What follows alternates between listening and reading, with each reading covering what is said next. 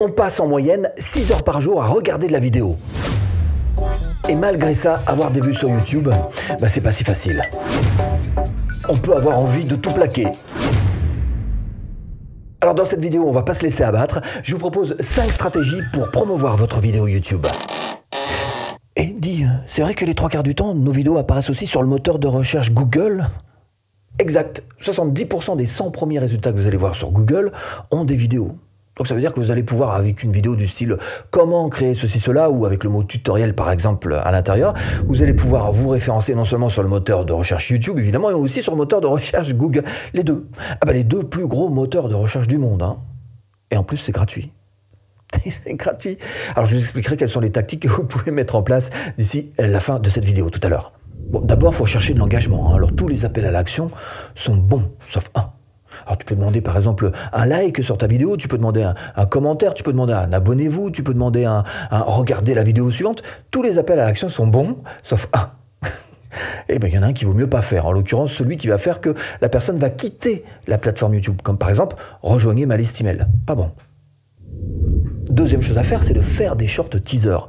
Sur les shorts. Si tu regardes bien, à la fin, il y a des écrans de fin. C'est-à-dire que tu peux mettre une petite vignette donc qui va renvoyer directement vers une autre de tes vidéos. Donc, des shorts, ça peut très bien être des teasers, des bandes annonces de cette vidéo principale. Tu mets ça en écran de fin et donc ça va renvoyer directement sur ta vidéo principale. Donc, des bandes annonces à partir de shorts qui renvoient vers ta vidéo longue. Faites aussi des lives redirigés.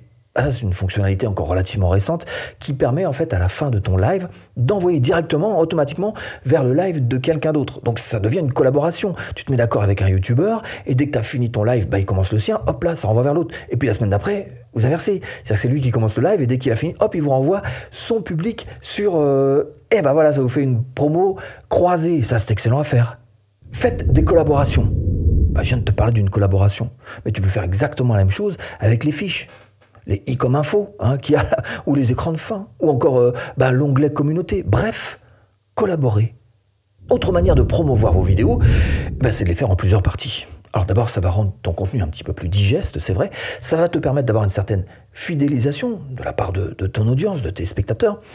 Et puis surtout, ce qui est intéressant, c'est que ça va leur permettre, alors qu'ils ne sont pas connectés du tout sur YouTube, de revenir exprès pour voir la suite, donc pour voir ta vidéo. Et ça marque des bons points pour YouTube, clairement. Bon, mais moi, ce que j'aimerais savoir, c'est ce que dit YouTube pour ça. Oui, pas bête, C'est vrai qu'il vaut mieux s'adresser à Dieu qu'à ses saints. Alors, on va voir ça d'un petit peu plus près.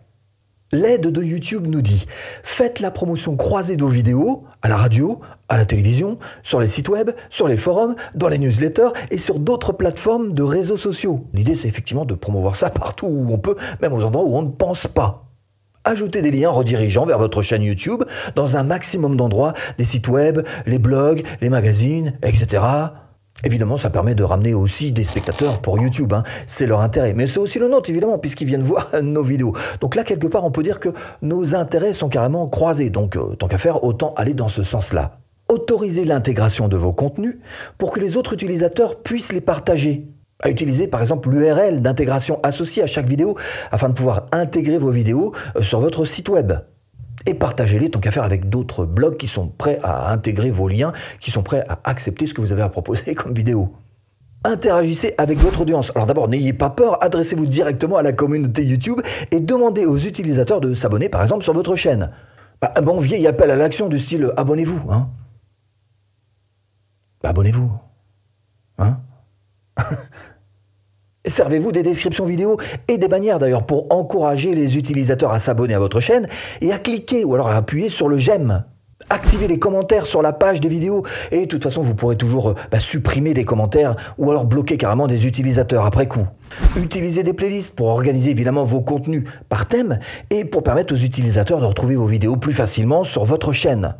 Interagissez avec vos spectateurs, évidemment, et puis organisez des concours. Ça aussi, c'est quelque chose qui fonctionne bien, mais pas n'importe comment. Attention, il y a des règles quand même. Bon, et puis chez YouTube, ils nous recommandent aussi de faire de la promotion de nos vidéos avec Google Ads. Alors ok, mais pas n'importe comment non plus. Justement, j'aimerais bien que tu m'en parles de Google Ads. Avant de passer à la pub Google, il y a au moins, disons, 3 questions sur lesquelles vous devriez vous pencher. La première, c'est quel problème ma vidéo va-t-elle résoudre? La deuxième, c'est est-ce qu'elle est distrayante? Bah, il faut un petit peu de distraction quand même, on est sur YouTube. Hein. Et puis la troisième, c'est en quoi est-ce que cette vidéo va apporter en fait de quoi changer un peu la vie de mes spectateurs. Alors la pub Google Ads, je vais vous faire ça en version simplifiée. D'abord, il faut que vous ayez la bonne cible, ce qu'ils appellent des line-up. Et vous pouvez cibler par exemple les 5% de chaînes les plus populaires sur YouTube et les audiences les plus passionnées d'un marché donné. Vous pouvez cibler aussi par thème, par exemple un contenu familial. Vous pouvez cibler par centre d'intérêt, des sports, des loisirs par exemple, par audience d'affinité, une audience qui a déjà des contenus similaires, ou encore démographique, selon l'âge, le sexe. Ensuite, il vous reste à choisir le format de l'annonce. Et là, vous allez retrouver un petit peu les mêmes termes. Si vous avez la monétisation sur votre chaîne, vous allez retrouver les mêmes termes que vous retrouvez en général sur la monétisation quand vous cherchez à activer telle ou telle petite pub en particulier. Avec les annonces in-stream non désactivables. Ces pubs que vous voyez quelquefois et qui vous énervent parce que vous n'arrivez pas à les désactiver.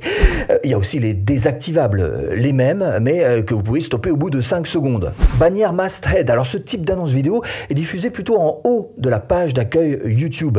Il y a aussi les bumpers, alors là ce sont des annonces non désactivables que les utilisateurs doivent visionner avant de pouvoir regarder vos vidéos. Elles peuvent durer un maximum de 6 secondes. Mais moi ce que je vous recommande c'est avant tout de créer une vidéo spécifique pour la pub. Voilà, quitte à la mettre en non répertorié d'ailleurs, hein. C'est pas très important. L'essentiel c'est que vous ayez une vraie vidéo conçue pour à cet endroit-là et non pas que vous preniez une de vos vidéos et que vous balanciez en pub parce que j'ai testé personnellement, hein, on n'a pas exactement les résultats qu'on attend.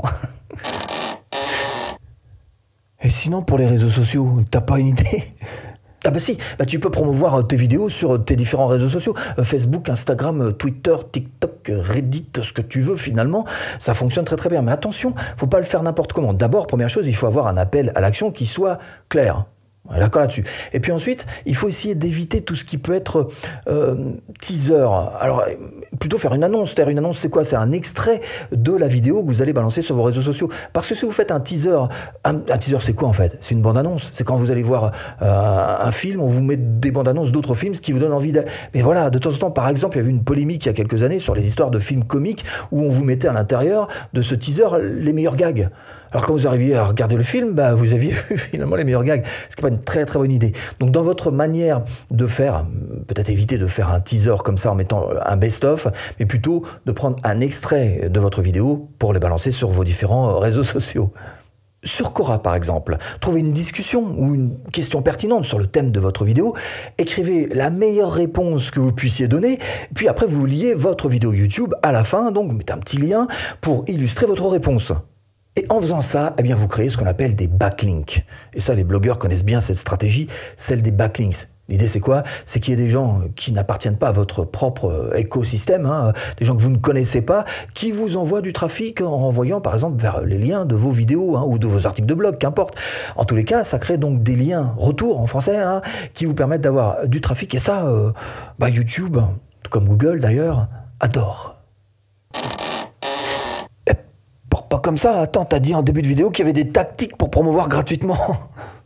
Et la meilleure de toutes les promotions, alors je sais pas si c'est une bonne ou une mauvaise nouvelle, chacun le prendra comme il veut, la meilleure de toutes les promotions, ça reste quand même la promotion organique que propose YouTube, c'est-à-dire gratuite quoi. Hein. Vous faites juste le bon contenu, envoyé à la bonne personne au bon moment. Ça c'est la formule magique, mais évidemment c'est pas si simple que ça.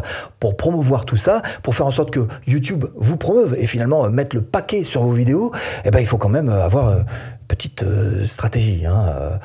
Donc pour ça, il faut optimiser à tous les étages. D'abord, la vignette. La vignette, c'est la première chose qui est vue. Ah, écoute, elle doit être absolument interruptive. En clair, c'est-à-dire qu'elle doit interrompre le scroll. Hein. On s'arrête, voilà, ça accroche l'œil, on s'arrête dessus. C'est la première chose qui est vue. Encore une fois, ça doit être complémentaire du titre. On regarde d'abord la vignette et après on lit le titre. Donc complémentaire du titre. Le titre, il est là pour quoi? Pour préciser un petit peu ce qui a été vu sur la vignette et pour donner encore plus envie de cliquer. Donc ça doit être un titre qui doit être cliquable. Alors pas plus de 60 caractères, c'est ce qu'on dit en général. Il faut garder un titre plutôt court hein, pour que ce soit lu facilement. Et puis évidemment, si on peut essayer de mettre un petit mot-clé dedans, hein, c'est pas obligatoire, mais c'est bien quand même. Hein. Ensuite la description. C'est important ta description, hein. Tu fais 300 mots minimum hein, quand même. Tu mets aussi des mots-clés à l'intérieur. Hein. Et puis, n'oublie pas que ce qui est le plus important dans ta description, c'est ce qu'il y a en haut. Parce que ce qui est en bas, c'est moins important. D'accord? Donc fais ça dans le bon sens. Et puis le chapitrage. Et il faut faire absolument des chapitres. Je te rappelle que tu peux très bien être référencé sur le moteur Google juste grâce à un chapitre, hein, même en plein milieu de ta vidéo. Ça peut référencer sur le moteur de... Eh ben alors faut le faire, voilà, chapitrage. Les fiches YouTube, les fiches YouTube, c'est les petits trucs comme ça, là, voilà. I comme info. Et ben là, voilà, tu mets une vidéo qui est en rapport avec celle que tu es en train de faire, une suite logique, par exemple, hein, en n'oubliant pas de la mettre uniquement, c'est ce que recommande YouTube, dans les 20 derniers pourcents de ta vidéo. On va pas mettre ça au début, sinon les gens ils vont cliquer, ils vont partir de ta vidéo. Donc dans les 20 derniers pourcents. Et puis il y a l'écran de fin aussi. Vous savez, cette petite vignette que vous allez mettre dans les 20 dernières secondes de la vidéo. Alors si vous êtes sûr de vous, vous avez une certitude que c'est vers cette vidéo que les gens devraient aller une fois qu'ils ont terminé cette première vidéo qu'ils ont regardée, eh ben ne mettez qu'une seule vidéo. Hein. C'est une stratégie qui fonctionne très très bien. Au moins vous aurez tout le monde qui ira vers la même vidéo. Ah oui, l'objectif c'est que votre session continue et qu'elle ne s'arrête pas. Je savais bien que j'avais oublié un truc. Et puis il y a le contenu. Alors pour le contenu, il y a des structures qui existent sur lesquelles vous pouvez vous appuyer. Hein. Même à Hollywood, hein, quand ils font des films, ils ont des structures bien établies qu'ils suivent ce qu'on appelle un storytelling. Alors pour vous simplifier un petit peu, un storytelling, c'est l'histoire d'un personnage qui veut quelque chose de particulier, qui a un désir fort, mais voilà, il va y avoir quelques problèmes, hein, quelques conflits. Pourtant, pour lui, c'est important, il y a un enjeu quand même dans cette affaire-là. Hein, et au bout du compte, il va se rendre compte qu'il y a quand même une solution. Et à la fin, une fois qu'il aura la solution et qu'il aura tout réussi, eh bien, ça va le transformer au point qu'il y aura une moralité à cette histoire-là et qu'il va donc en sortir différent, peut-être même grandi. Voilà, c'est une structure classique de storytelling, hein, en simplifié. Et c'est pas fini, il y a aussi la toute dernière étape de cette méthode pour promouvoir vos vidéos, à savoir le service après-vente. C'est répondez aux commentaires. Alors évidemment, à partir de maintenant, le plus compliqué pour vous, ça va être de chercher à avoir de la visibilité sur vos vidéos et évidemment sur votre chaîne. Et c'est pour ça d'ailleurs que je vous propose tout simplement de cliquer ici. À tout de suite, si tu cliques.